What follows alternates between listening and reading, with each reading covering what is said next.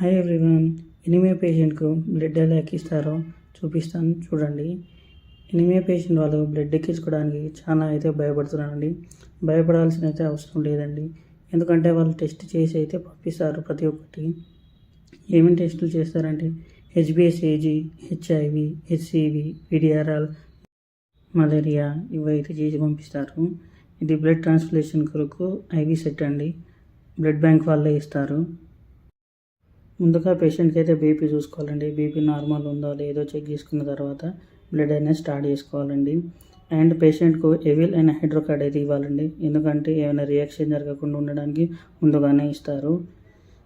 తర్వాత blood packet అయితే తీసుకొని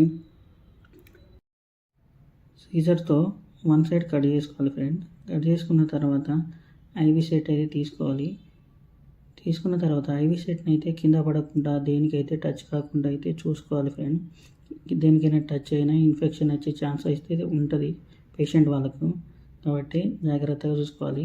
అండ్ ఐవి సెట్ని అయితే ఆఫ్ చేసుకోవాలి ఫ్రెండ్. ఆఫ్ చేసుకున్న తర్వాత మనం స్క్రూ ఎలా అయితే ఫిట్ చేస్తామో అలా అయితే స్లోగా తీసుకోవాలి. ఎందుకంటే పంచర్ అయ్యే ఛాన్సెస్ ఉంటుంది. కాబట్టి పంచర్ కాకుండా ఉండడానికి స్లోగా అయితే చూసుకోవాలి. తీసుకున్న తర్వాత స్టాండ్కి అయితే తగిలించాలి. స్టాండ్కి తగిలించిన తర్వాత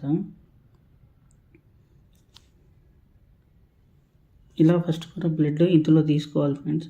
ఎందుకంటే ఏమైనా బబుల్స్ రాకుండా ఉండడానికి అండ్ గ్యాప్ రాకుండా ఉండడానికి ఇలా అయితే తీసుకోవాలి.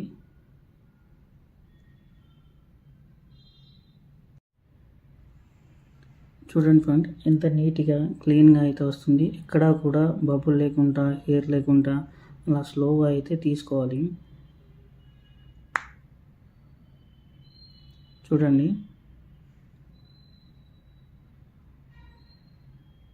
అలా హెయిర్ తీసుకున్న తర్వాత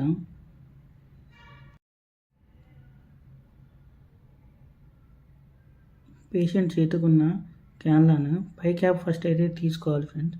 తీసుకున్న తర్వాత ఈ వైట్ క్యాప్ స్ట్రైట్గా ఉన్న వైట్ క్యాప్ని పైన పెట్టుకోవాలి.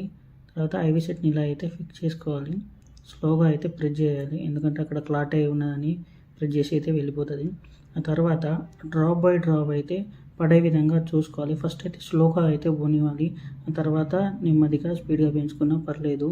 ఇది వచ్చేసరికి 2 అవర్స్ నుంచి 3 అవర్స్ మధ్యలోకి అయితే పోవాలి ఫ్రెండ్స్. డ్రాప్ బై డ్రాప్ పడే విధంగా అయితే చూసుకోవాలి. పేషెంట్ దగ్గరే ఉండి ఒక 10-20 నిమిషాల వరకు పేషెంట్ దగ్గర ఉండి అబ్జర్వ్ చేసుకోవాలి. ఎటువంటి రియాక్షన్ అవుతుందా లేదా అనేది చెక్ చేస్తూ ఉండాలి ఫ్రెండ్స్ ఎప్పటికప్పుడు. మా వీడియో కనుక నచ్చినట్లయితే ప్లీజ్ లైక్, షేర్, సబ్స్క్రైబ్. ఇలాంటి మరెన్నో వీడియోలు మీకోసం తీసుకురావడానికి ట్రై చేస్తానండి.